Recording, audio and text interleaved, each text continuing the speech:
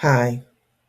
It is a Sunday evening, around 6:30ish, and I'm just recording this because a lot of you know I'm in the wellness space, and I have been looking at all of the posts on LinkedIn and Facebook regarding wellness. And I don't think people really understand what wellness is. Yes, I'm in the wellness space. I am in wellness. I probably don't look like the average wellness provider. There's a reason for that. I don't believe wellness should be rainbows and Skittles. Here's what I mean.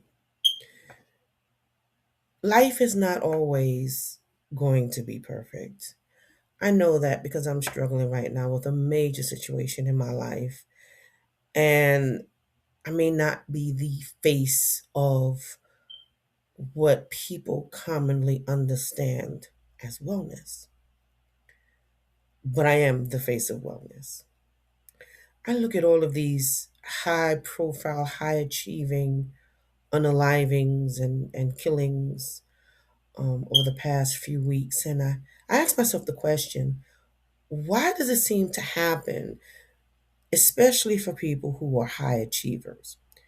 Now, this may be controversial, and you can beat me up in the comments section if you want to, but what I'm seeing is people not knowing how to cope. And if we're teaching people how to be well, are we really teaching people how to cope when life does not go the way you want it to go? Now, without getting into too much detail about my own personal journey, I understand that there are things that happen when you are a high achiever, you have a career, whether it's in the spotlight or it's a career you've worked many years to achieve, and something threatens it, or you lose something that you thought you'd never lose, and it causes a cascade of things happening, whether real or perceived, because perception is a real thing. If you perceive a loss as greater than it really is, if you don't have the skill set to pivot, then it could look catastrophic. And that's a level of wellness that we really don't address. We don't look at that. We look at wellness in terms of, oh, if you lose this much weight, you'll be well, or if you look like this, you'll be well. But how do we teach people to cope when things don't go their way? That is also a form of wellness. So, what am I doing right now? I'm giving myself grace. I'm on this video right now, and I can tell you, I have gained about 5, 10 pounds, and I can see it. And I have given myself the grace of not being angry about it, because I know that my cortisol is through the roof. And because I know my cortisol is through the roof, I know there's no way I'm going to lose weight. It doesn't matter if I get on a GLP-1, it doesn't matter at all, because hormones rule the day. I'm a menopausal woman under extreme stress, under extreme duress. And so I'm giving myself as much grace as I can. Do I still maintain my healthy eating habits? Yes, I do. I do have the occasional fried chicken. But I fry it. I control, the kind of oil. I control the sodium content. I control what I cook. And so the one thing that I have learned is that, folks need to know how to cope. And the way the world is going right now, so many people are losing so many things, and they feel desperate. They feel like they don't know what to do. They don't know where to turn. There's others who have been beaten up by the system for so long that they're just tired, and they feel like they want to give up. And I'm here to tell you that you don't have to give up. I'm not giving up. I'm still fighting. I'm using dimensions of wellness to help me get through. Specifically, I'm using my spirituality, using my faith to get through my time. I understand that even just taking a walk outside helps. I may not be able to get to the gym, because energy fluctuates when you're going through, you know, substantial crises in life. But if you keep on hanging on to those things that you learn when you're looking at your wellness, when you're looking at your health, there's another dynamic to wellness. There's financial wellness. Well, when you're going through financial struggles, like I've seen a lot of people on here have been going through financial struggles, losing jobs, not being able to find jobs. It's very serious. It's a very serious thing right now. So, why am I making this video? Why am I bringing all this up? Because I want you to know I'm tired of the perfection of wellness. Wellness isn't perfection.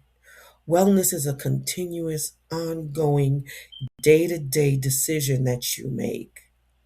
Okay? It is understanding that you need tools, especially if you're high achieving. You need those tools to help you.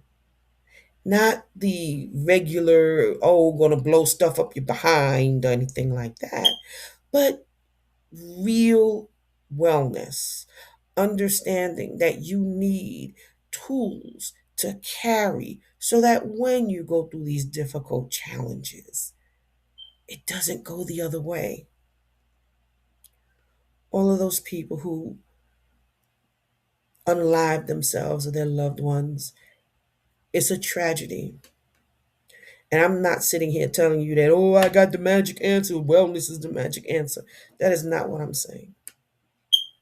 What I'm saying is we got to recognize the bigger problem. We strive, we strive, we strive, and we lose ourselves somewhere in that striving. That's the problem. For me, hey, I have enough tools. I raise children with lack.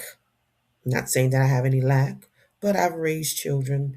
I've worked hard to get here. I've been on welfare. I've been on Section 8. I've been on all of the government assistance. I'm not ashamed of that. Not at all. My mom and my grandmother taught me how to survive. My grandmother was an LPN. My mother worked for the city of New York. And we still had to learn there are times when you need to use your survival instincts to survive, to be well. I didn't have a lot when I was growing up, but we were always happy. Yeah, we would have the occasional snapback because my grandmother, being a Jamaican woman, she would snap back at me when I didn't do what she thought I should do. But it was always in a place of love. And so, when are we going to learn the important lesson of loving ourselves as doctors, nurses, nurse practitioners, executives, corporate leaders? At the end of the day, we're still only human. Our titles don't define us. Okay, I promise that this was not going to be a long, long video. And so I just wanted to get my feelings out. Very raw, very real, no filter, no makeup, just wearing my Biggie shirt. I don't think you can see my Biggie shirt, but this is my Biggie shirt. Um, and I'm just relaxing, enjoying this wonderful Sunday, getting ready to get back in the trenches and taking care of myself. And so, to all of you who are in corporate leadership, executive leadership, hospital administrators, doctors, nurses, nurse practitioners, any and everybody who are high achievers and who really works in the world of high stakes, I pray that you take care of yourself. Because at the end of the day, none of it is worth it. None of it. If you are not okay, none of it is worth it. All right, so I'm going to go off to enjoy the rest of this Sunday evening, get ready for Monday. I got a few meetings that I have to go to and people I have to meet, and I'm going to be hitting the ground hard too.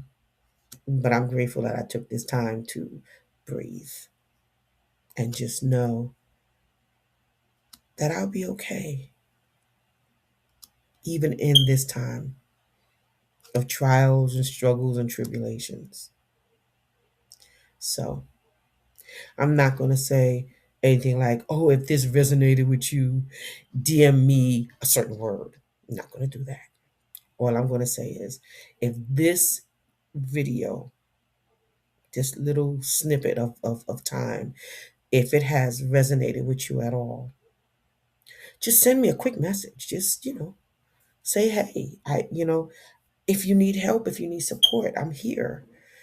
I have a way for you to be well and get well and be happy, but not the kind of happy that everybody says you should be. A happy that is equal to peace, and that no matter what storms come, you can still stand and it won't blow you from left to right and then knock you all the way down, and that you don't see a way of getting up or getting out. Okay?